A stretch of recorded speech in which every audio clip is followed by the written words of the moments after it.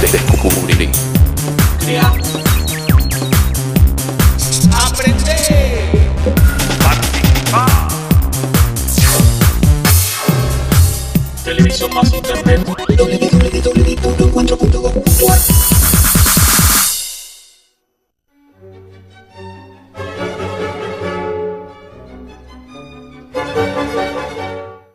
América Latina y el Caribe es la denominación oficial de esta parte del mundo. Es la región que más nombres por sumatoria posee, fruto de curiosos bautismos y agregados. ¿Por qué América? ¿Cuándo y por qué surge el complemento de Latina? ¿Por qué Caribe, un término indígena para incorporar sociedades sajonas y paradójicamente completar la denominación oficial de la región, excluyendo de ella a sus pueblos originarios?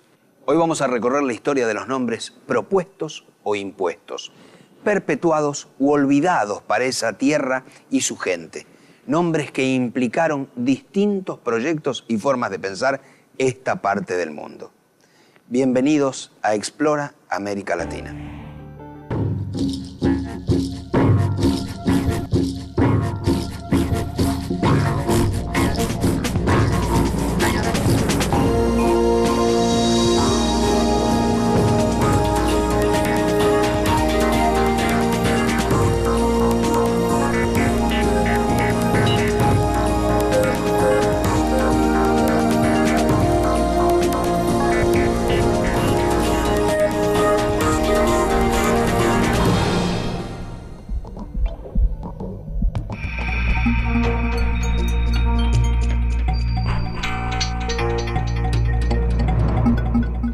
Nuestro continente no fue descubierto por Américo Vespucio, pero en su honor fue denominado América.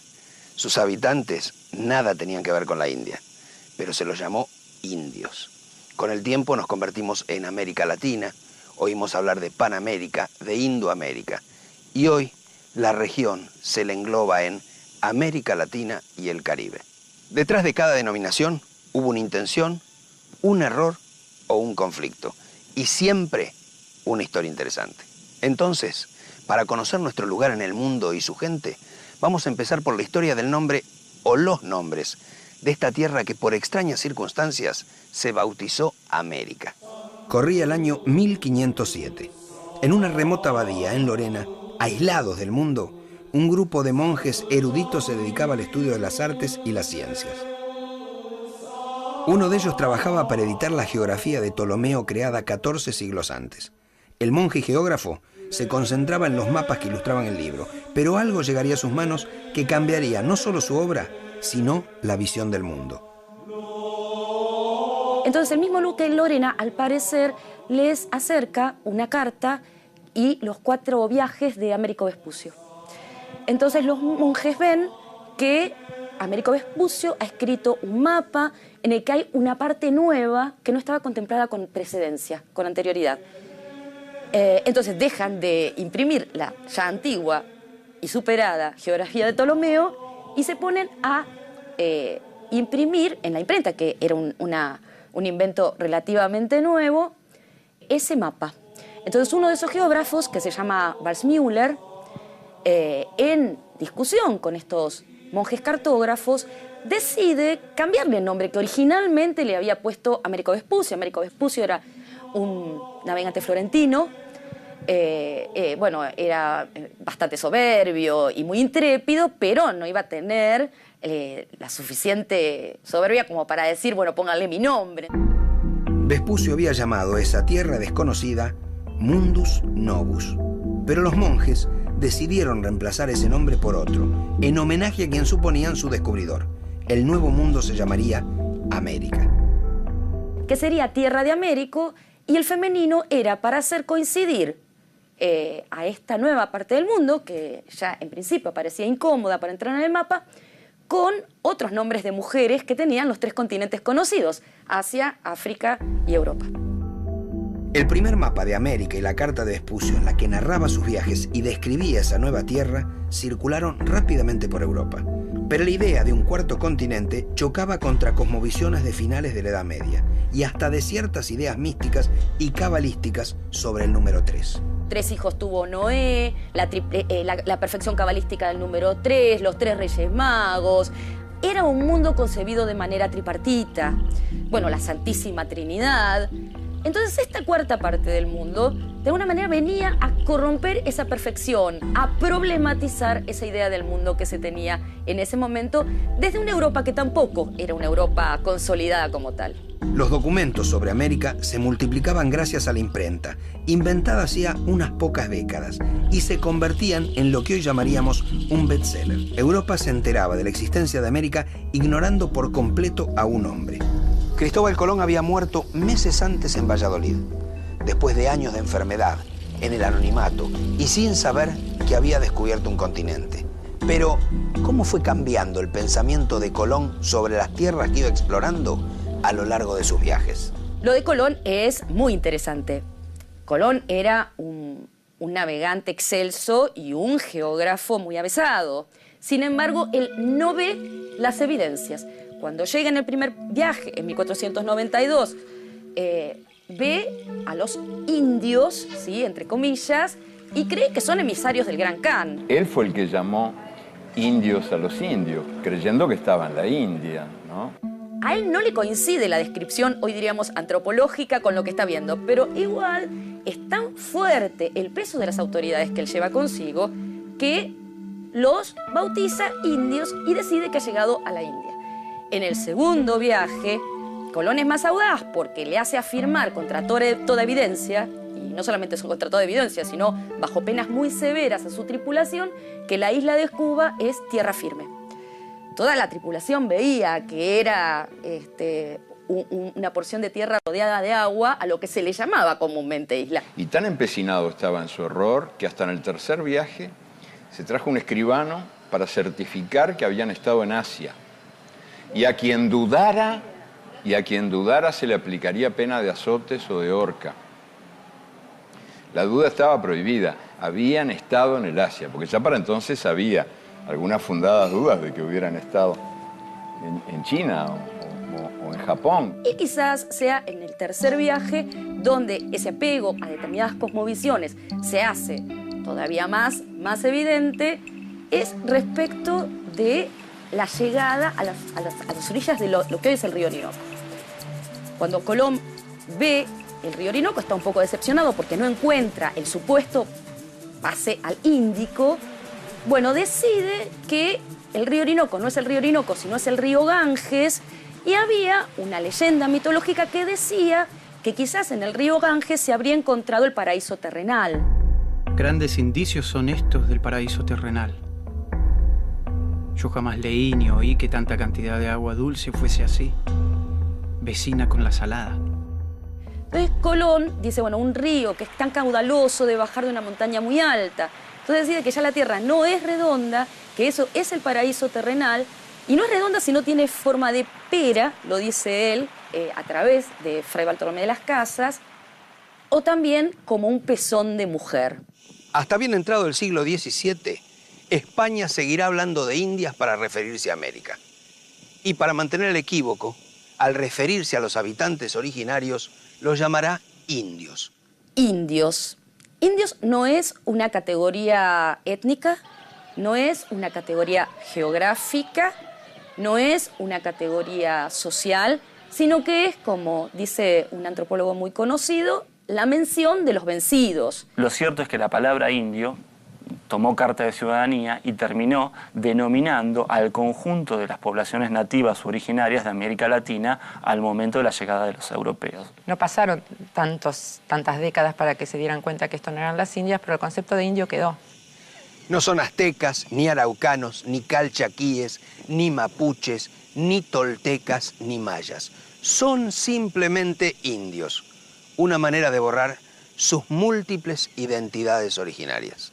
Y también incluso se transformó, en el caso de en todos, digamos, los códigos coloniales, en categoría jurídica. Indio también es una categoría jurídica. Y posiblemente es la palabra que nos queda con sus cargas más peyorativas, más deshumanizantes. Yo creo que indios es una palabra, parece medio despectiva. Yo creía que son aborígenes o bueno, gente autóctona del lugar que ha nacido y que sus antepasados son del lugar. Es una persona nativa de su tierra. Un indio para mí en cualquier país, raíces. raíces. Indio tiende a generar imágenes de sojuzgamiento, de barbarie, de inferioridad. Por eso los pueblos originarios, la mayor parte de ellos rechazan ser llamados indios. Cada vez que vos decís indios ya sabés quién estás hablando, no estás hablando de un hindú, estamos hablando de nosotros, así que si es por la expresión o por entrar en un código de referencia, para mí no es importante qué nombre. Ahora, si esto implica el reconocimiento de pueblos, el reconocimiento de uno mismo como un sector de la humanidad con la importancia que lo tiene, entonces sí, estoy de acuerdo que se encuentre la nomenclatura adecuada y elegida por nosotros y en consenso, ¿no?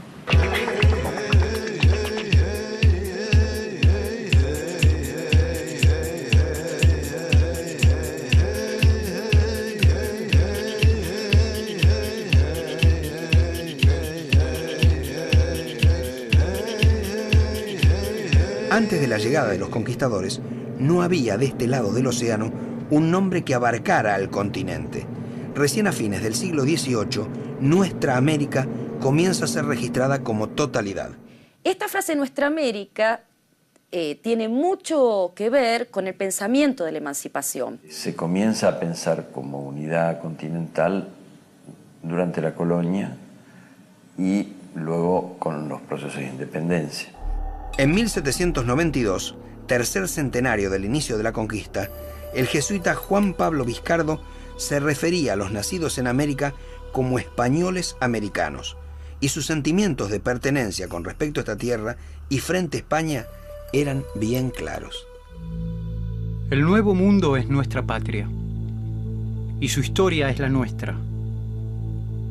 Poner empeño en favor de España, un país extranjero, es una traición cruel contra aquel en donde somos nacidos.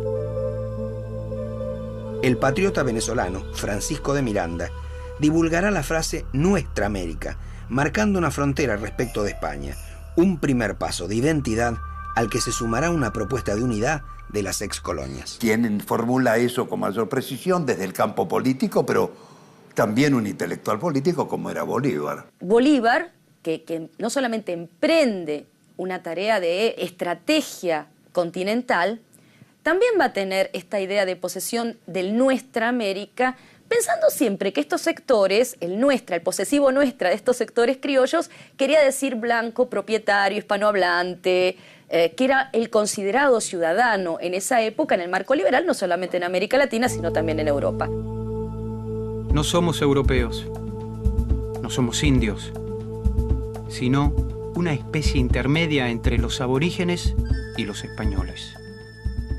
Pues yo creo que somos las dos cosas, sí, para decirlo como lo dijo Bolívar, lo dijo él de un modo y yo se lo digo de otro. Yo creo que precisamente somos las dos cosas, ¿no? Y al ser las dos cosas somos una tercera, ¿no? Que es un personaje muy, muy raro, el que surge en América Latina, con una capacidad creadora poco común en otras regiones, ¿no?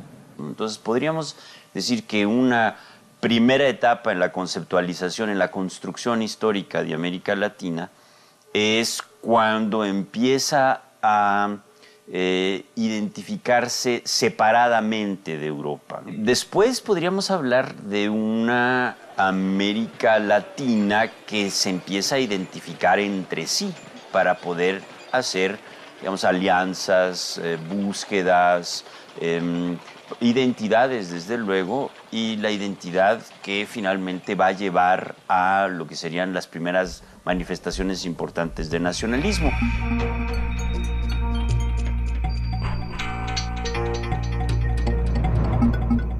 En 1848, Napoleón III es elegido presidente de Francia. 4 años más tarde es proclamado emperador. El hecho parece distante y ajeno a América, pero en 1862 Napoleón III decide intervenir en México y en una carta al jefe del cuerpo expedicionario, el general Forey, le explica los motivos. Tenemos interés en que la República de Estados Unidos sea poderosa y próspera, pero no tenemos ninguno en que se apodere del Golfo de México y dominen las Antillas y América del Sur. Si México conserva su independencia y mantiene su territorio, si con el apoyo de Francia se consolida en él un gobierno estable, habremos devuelto a la raza latina del otro lado del océano su fuerza y su prestigio. Se nos impone el deber de intervenir en México. Francia instaló un emperador, Maximiliano de Habsburgo, una emperatriz y una corte francesa. El enviado se instaló aquí, en el castillo de Chapultepec, pero la aventura duró muy poco, porque los juaristas apresaron y fusilaron a Maximiliano. Fue en el contexto de esa política expansionista de Francia que se propagó el término América Latina. Uno podría hacer pensar que el descrédito de esta invasión, o que produjo esta invasión, habría hecho perder de vista el nombre Latina. Sin embargo, esto tenía otras aristas, porque suponía la adscripción al Imperio Romano Germánico y también a la Iglesia Católica, en una romanidad muy incluyente, inclusiva y sobre todo muy antigua. También tenía que ver con un linaje que se oponía al sajonismo. Quizá la ventaja mayor del nombre América Latina es que nos permite entendernos más fácilmente entre nosotros y con el mundo. Es el nombre más reconocido, que más circula. Sabemos aproximadamente dónde empieza y dónde acaba. También parece que, como muchos otros nombres, tiene el valor de las convenciones compartidas, no tanto la correspondencia con una realidad que es muy diversa y es difícil designar con una sola palabra. Yo creo que América Latina es un pueblo que, en general, es uno solo.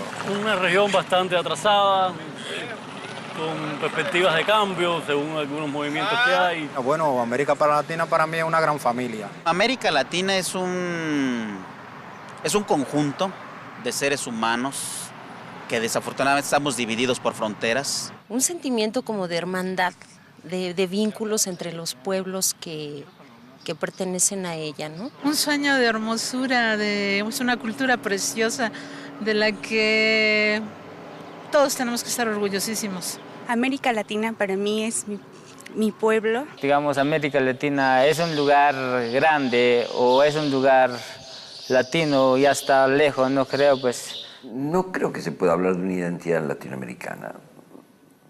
Mi idea y la de muchos que estudiamos y escribimos sobre América Latina es que América Latina es más bien un espacio sociocultural compartido. No es sencillo pensar hoy la idea de cierta comunidad identitaria en América Latina.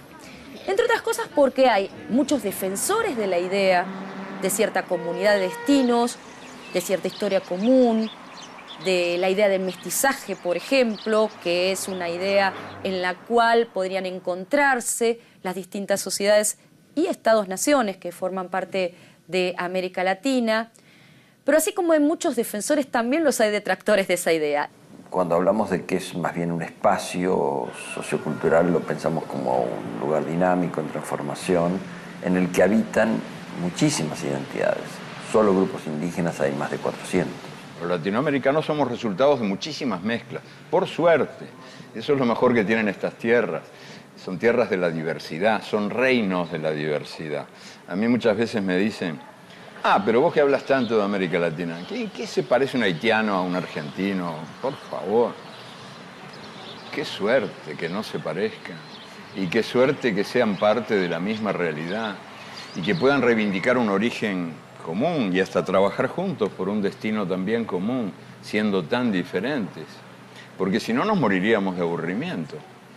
La diversidad americana es una de las lindas cosas que América puede ofrecer al mundo. La Habana, tierra natal de José Martí, apóstol de la independencia de Cuba, por la que luchó y murió en combate en 1895.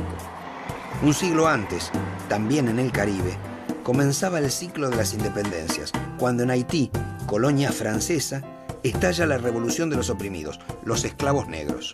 Y será Martí, luchando por la libertad de las últimas colonias, quien al referirse a nuestra América, incorpora esos sectores, los marginados, los pobres de la tierra, como actores y protagonistas. Aquí en Cuba, Martí, antes de los 20 años, ya había estado en prisión por su actividad revolucionaria. Luego llegaría el destierro, España, distintos puntos de Latinoamérica, Nueva York. Pero lejos de su patria, Martí siguió luchando, con sus escritos, sus discursos, su prédica, y no solo por el fin de la dominación española en su tierra. Martí insta a una segunda independencia, es decir, primero a la independencia respecto de España, y alerta también contra el expansionismo norteamericano, sobre todo en Caribe y el Istmo, pero no solamente sobre eso, Martí lo dice muy claramente. Es un mundo lo que estamos equilibrando. No son solo dos islas a las que vamos a libertar. Refiriéndose a Cuba y Puerto Rico, sino que es toda América a la que hay que liberar. Desde fines del siglo XIX, los Estados Unidos dan variadas muestras de su afán de dominio en América. Ya habían acuñado la doctrina del destino manifiesto, la convicción de la misión histórica de la nación, para la cual su expansión era necesaria y además legítima. Como parte de las pretensiones hegemónicas, convocan a la primera conferencia panamericana, que impulsa el panamericanismo y la unión aduanera con una sola moneda para toda la región. La propuesta norteamericana era acuñar una moneda que estuviera regida por el patrón plata. Y le había puesto un nombre, que era el Columbus. Y las cancillerías latinoamericanas, y esto lo escribió muy claramente José Martí, que de ninguna manera América Latina podía adoptar ese patrón plata, y alerta sobre algo que después va a ser recurrente en parte del discurso político latinoamericano. El pueblo que compra manda. El pueblo que vende sirve. Hay que equilibrar el comercio para asegurar la libertad. Por eso, atarse al patrón plata era atarse a los Estados Unidos, cuando en realidad las economías latinoamericanas tenían muchísimo más complementariedad con las economías europeas, más precisamente con la economía británica. El panamericanismo planteaba la oposición de América, liderada por los Estados Unidos, frente a Europa, una idea que Martí combatía desde sus páginas. Contemporáneo a estas políticas de los Estados Unidos, el autor uruguayo José Enrique Rodó escribe El Ariel, una obra que tendría un gran impacto en su generación. José Enrique Rodó, en ese libro, en El Ariel, habla de la nordomanía, ¿no? Que es lo que él llama, es una crítica muy profunda al utilitarismo y a los valores asociados con el capitalismo norteamericano, y la nordomanía es esa fascinación por la cultura del norte, de los Estados Unidos, ¿no? Tenemos nuestra nordomanía.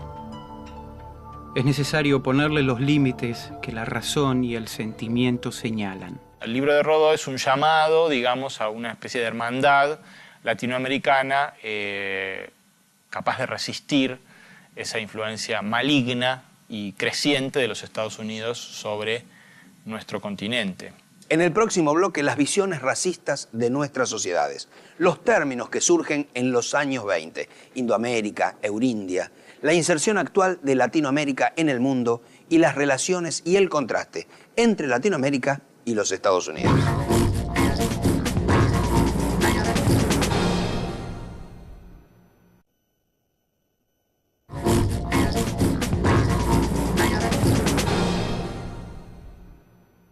Desde finales del siglo XIX, una serie de episodios reflejan las intenciones de dominación por parte de los Estados Unidos, como la anexión de Puerto Rico o la enmienda impuesta a la Constitución cubana que lo habilitaba a intervenir en la isla, incluso militarmente, cosa que hizo en 5 oportunidades. El presidente Roosevelt sostuvo que su país podía intervenir en cualquier nación latinoamericana culpable de actuar incorrectamente, y luego proclamó el corolario a la doctrina Monroe. Estados Unidos debía ejercer un poder policial sobre Latinoamérica. En la primera década del siglo XX, Roosevelt apoyó la revolución de 1903 en Panamá para luego adquirir el territorio del canal. También intervino en la República Dominicana, también en Cuba, y la tendencia seguiría y seguiría. Durante la década del 20, la Marina de Guerra norteamericana invade Haití, Santo Domingo, República Dominicana, Nicaragua, estableciendo un control no solamente económico, sino militar, que va a ser fundacional para estos países, porque de las denominadas constabularias, que eran estos ejércitos, van a salir grandes figuras políticas, los dictadores más emblemáticos de post años 30, Batista, Somoza, Trujillo. Esta política de los Estados Unidos hacia Latinoamérica fue llamada oficialmente por el mismo Roosevelt la política del Big Stick, del gran garrote. Y como dato curioso, en 1906, Roosevelt recibió el Premio Nobel. Fue el primer estadounidense en obtenerlo. ¿Cuál Premio Nobel? El de la Paz, por su mediación en la guerra ruso-japonesa. A un siglo de aquel premio y de aquella política, ¿cuál es hoy el sentimiento de los latinoamericanos hacia el país más poderoso del continente? Lo preguntamos muy especialmente por ser su país limítrofe y socio comercial en México. Hay una especie de divorcio ahí entre lo económico y lo cultural, porque en las relaciones comerciales el 90% de lo que hace México está relacionado con Estados Unidos. Económicamente, pues dependemos de ellos. Nos tiene muy sometidos. Los Estados Unidos es una gran potencia y pues México depende de ella. Por la lengua y por la historia, México está mucho más disponible para relacionarse con América Latina. En América Latina, en México, hay historia. Entonces, si lo vemos desde ese punto de vista, México es más de América Latina. Ahora, si lo viéramos desde el punto político, económico, pues sí, tendemos a apoyar al lado americano porque pues de ahí vienen recursos, ¿no? A mí me parece que México ganaría disminuyendo su relación tan exclusiva y excluyente con Estados Unidos y abriéndose a América Latina a un comercio mayor con Europa, con Asia inclusive, ¿no? Siento que siempre México ha estado como que muy amenazado por Estados Unidos. Siento que eso que no lo deja abrirse más camino y hace que tengamos o el gobierno tenga choques con los de América Latina. Si dependemos mucho de ellos, pues nos van a tratar así como títeres o algo así, nos van a manipular. Una de las heridas más profundas que vivimos los mexicanos es la frontera con los Estados Unidos. Tenemos con la cultura norteamericana, con la cultura anglo, una relación de odio y amor muy, muy complicada. Es una contradicción dramática que está permanentemente allí. Yo creo que los mexicanos, la mayoría, tratamos en ocasiones de ser igual que ellos. Adoptamos la moda, tal vez las mismas costumbres y estamos olvidando lo que es realmente nuestro. Vienen los gringos, así les llamamos aquí en México a los norteamericanos, y vienen como turistas y dejan algo de divisas y saquean muchas cosas, pero el pueblo no se identifica con ellos. La frontera es cruzada por miles y miles de mexicanos, hay miles y millones de mexicanos viviendo en los Estados Unidos. En realidad, casi la frontera no existe más que simbólicamente.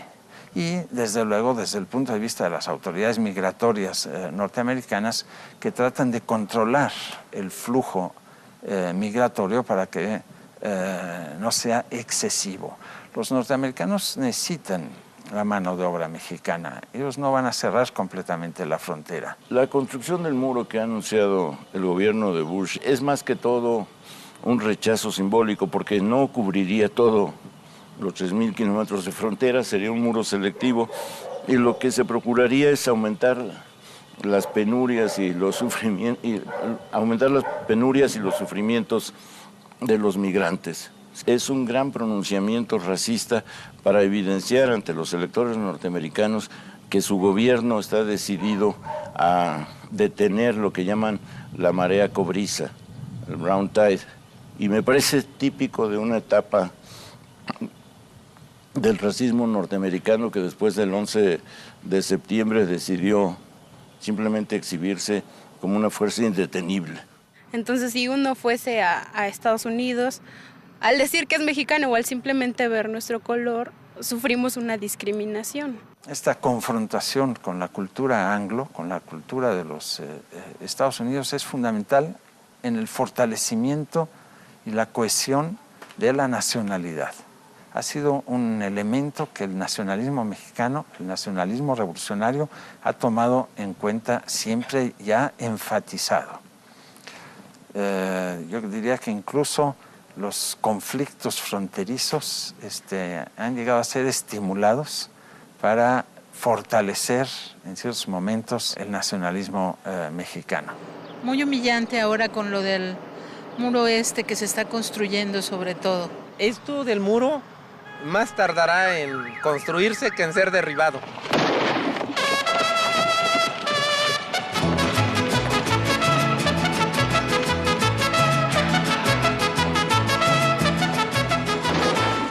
La primera década del siglo XX se caracterizó por una interpretación muy particular de los fenómenos sociales. La sociedad era vista como un organismo y la clave para definirlo era la composición racial de esa sociedad. Los intelectuales positivistas adjudicaban a esa composición racial de las sociedades latinoamericanas los frenos al desarrollo. La palabra enfermedad o palabras asociadas referidas al pueblo, a la región, eran comunes en los ensayos de la época. Continente enfermo, pueblo enfermo, la enfermedad de Centroamérica, manual de patología política. En este sentido está la idea de que el continente está enfermo o que determinada sociedad nacional está enferma y que esa enfermedad requiere de las artes del bisturí, ¿sí? Y ya hay soluciones en este sentido muy drásticas. ¿Cuáles eran esas, entre comillas, soluciones? Un párrafo de Nuestra América, escrito en 1903 por Carlos Octavio Bunge, nos puede dar una idea. El alcoholismo, la viruela y la tuberculosis, benditos sean, habían diezmado la población indígena y africana. Distintos autores, como el boliviano Arguedas, hacen valoraciones racistas de las etnias indígenas o clasificaciones de las razas, como el propio Bunge. Los indios tenían un fatalismo atávico que los hacía casi ociosos por genética. En el caso de los negros, las sociedades negras nunca habían inventado nada, ni civilización, ni industria a lo largo del mundo, y que de alguna manera casi habían nacido para ser esclavos. Entonces, esta determinación racial justificaba la dominación blanca, oligárquica, esta mirada de las sociedades latinoamericanas hacia Francia, hacia parecerse a Europa. Desde 1914 y por 4 años, Europa se desangra en la Primera Gran Guerra. Y si Europa se suicidaba, como decía José Ingenieros, ¿dónde estaba la civilización y dónde la barbarie? Las ideas de modernidad, civilización, racionalismo, liberalismo, progreso, fueron cuestionadas. En Latinoamérica surgen nuevas formas de pensar esta parte del mundo, que ahora miran e incluyen a los sectores hasta entonces marginados. Hay en los intelectuales de los años 20, en los pensadores y ensayistas de los años 20, una curiosidad y también una necesidad de incorporarlos al discurso político y de poder pensar esta parte del mundo desde la inclusión del otro. Quizás a veces una inclusión subalterna al indio, al campesino, al negro, incluso a las mujeres. Esto habilita, incluso en el terreno de las vanguardias, a audacias bastante interesantes. Bueno, Jules Sorare quiso inventar un idioma de fusión entre el español, el portugués y el alemán para que todos nos entendiéramos. Las nuevas generaciones proponían retomar los ideales de la unidad de Latinoamérica en oposición a las políticas de los Estados Unidos. Así lo expresaba el ensayista y político peruano Víctor Raúl Haya de la Torre, fundador del APRA, partido a nivel regional. Uno de los más importantes planes del imperialismo es mantener a nuestra América dividida. Esa es la gran misión de la nueva generación revolucionaria antiimperialista de América Latina. Durante los años 20, también la arqueología toma un gran impulso en Latinoamérica. Y no es casualidad, surge una nueva mirada hacia las culturas indígenas, hacia los pueblos originarios. Y esta mirada exige volver a pensar la cuestión del nombre de la región. Una de las propuestas es la de Haya de la Torre. Él decía que Hispanoamérica era un nombre que se correspondía con el orden colonial, que Latinoamérica se correspondía con el siglo XIX, el patronazgo de Francia y la dominación de Inglaterra, y que había que acuñar otro nombre para nombrar estas sociedades que dejaban de lado lo que había sido sobre todo la herencia de los pueblos originarios, y entonces decidió llamarla Indoamérica. No solo Indoamérica se propondrá en los años 20. En varios países surgirán distintos términos muy significativos. En México, José Vasconcelos acuña el término indología que era de alguna manera la manera de teorizar esta parte del mundo, y también incluso en la Argentina, de tradiciones mayoritariamente blancas o de discursos que dicen que la Argentina era mayoritariamente blanca, Ricardo Rojas acuña el nombre de Eurindia. El de Indoamérica designa la presencia importante de los llamados pueblos originarios. En ese sentido tiene el valor de una reivindicación moral, y quienes la han manejado, esta noción, han pensado sobre todo en eso. Es difícil defender ese concepto como enteramente representativo de un continente modernizado con un alto porcentaje de población no indígena. De hecho, los indígenas representan unos 40 millones de población, o sea, algo así como el 10%, y están concentrados en algunos países. Entonces, la noción de Indoamérica no tiene mucha pertinencia en este momento. Y finalmente, si lo vemos en términos cuantitativos, los afroamericanos son mucho más numerosos. Algunas estimaciones, por ejemplo, de la CEPAL, hablan de 150 millones de afroamericanos. Pero tampoco tiene mucho sentido llamarle Afroamérica. La palabra Indoamérica u otras nominaciones, Abya-Yala, dicen algunos, son proyectos alternativos, miradas contrahegemónicas, si se quiere.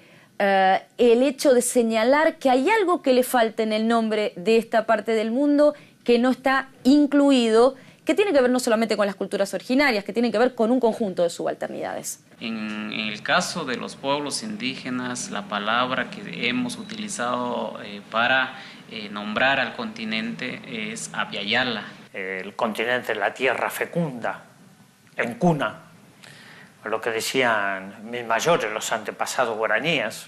O sea, es un pueblo, un continente, una nación desarrollado durante miles de años, pero que a partir de la conquista se le da otro nombre.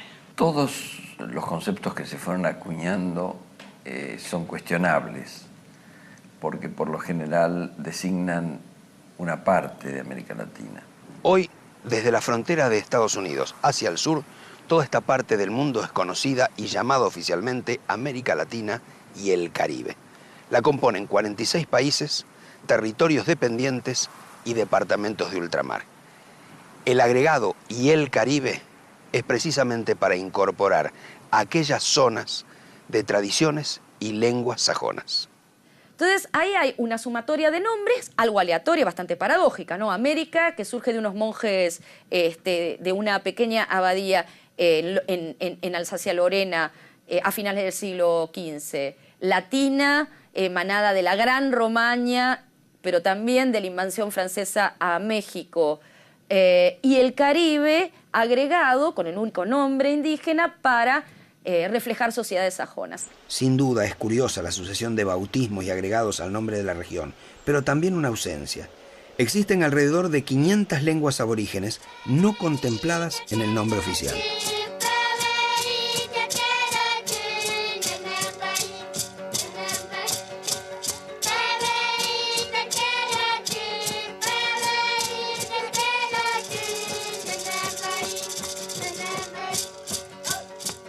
La diversidad de las lenguas es una bendición del cielo, como todas las diversidades de las culturas que nos salvan de la monotonía. En Guatemala se hablan 22 lenguas amerindias y 2 criollas en su costa del Caribe, el afrocaribeño y el inglés criollo. Lamentablemente, a través de las sucesivas dominaciones, se fue marginando, silenciando y tratando de que esa lengua desaparezca. En Perú, se estima que un 25% habla o quechua o aymara, y una minoría alguna de las 41 lenguas de la Amazonia. La diversidad de las lenguas es parte de una diversidad cultural que es lo mejor que el mundo tiene. Lo mejor que el mundo tiene está en la cantidad de mundos que el mundo contiene. Últimamente se ha discutido mucho el tema de las lenguas. Hubo un congreso de la lengua y otro congreso de las lenguas. Y esto un poco refleja aquellas subalternidades que no están incorporadas no solamente a partir del nombre. El nombre es una excusa para, de alguna manera también, advertir quiénes son los sujetos que están excluidos o han estado excluidos, y no necesariamente, aunque sí principalmente, fueron los pueblos originarios, pero también son los pobres, los negros, los mestizos, los cholos, los rotos, y todas esas denominaciones que aparecen en América Latina, los que viven en las callampas, los que viven en las villas miserias, los que viven en los cantegriles, los que viven en los pueblos jóvenes, también no entran en el mapa. ¿Cómo reflejar o definir las sociedades latinoamericanas? El filósofo Roger Bartra apela a una curiosa metáfora, utilizando una de las criaturas más misteriosas de la naturaleza, el axolotl, también un ser de la mitología azteca, un símbolo para los surrealistas y un problema para el científico alemán von Humboldt, porque no era clasificable en ninguna de las categorías conocidas. Yo tomé en buena medida de Cortázar, de un cuento de Cortázar, la idea del axolotl como una metáfora para describir a las sociedades subdesarrolladas de América Latina. Esa imagen es tremendamente poderosa porque el axolotl, que es un animal muy especial porque es una larva que desarrolla la capacidad de reproducirse. Es como si un niño pudiese reproducirse y formar una sociedad de niños. ¿Qué quiere decir eso? Que el axolotl en realidad es la larva de una salamandra que no llega jamás a la metamorfosis. A mí me pareció una metáfora muy buena para describir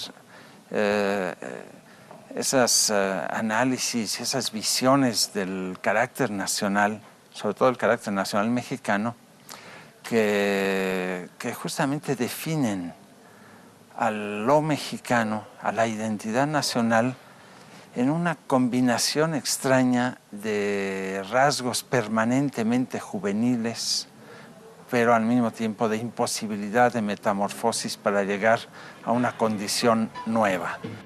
¿Qué nos une a los latinoamericanos y qué relevancia tiene hoy nuestra región en el mundo? Bueno, yo creo que América Latina es una realidad. Latinoamérica es un término que adquiere cada día mayor significación.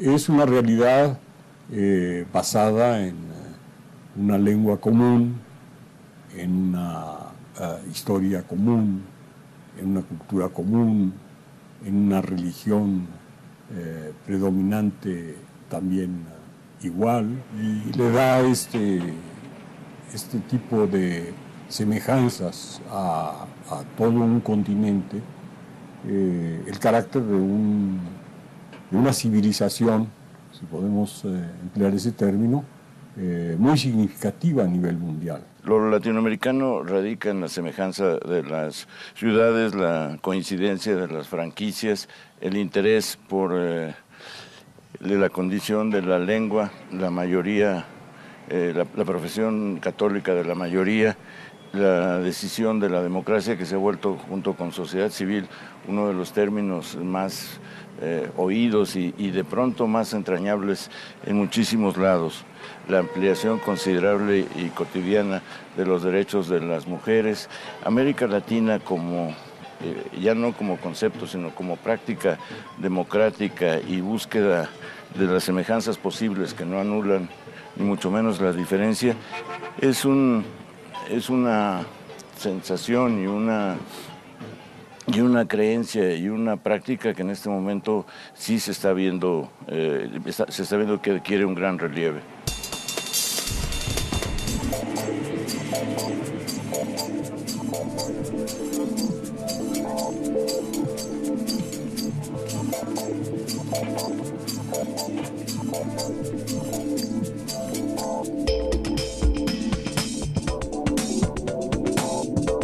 América fue la última región en entrar en el mapa, con un nombre producto de un error y la fuerza de más de una paradoja.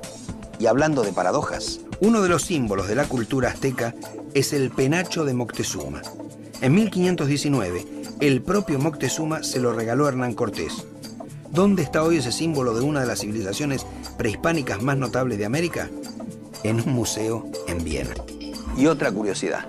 ¿Qué fue del primer mapa de América? Se creía que todas las copias de la primera impresión se habían perdido para siempre, hasta que en 1901 se supo de la existencia de un ejemplar en la residencia de un príncipe alemán.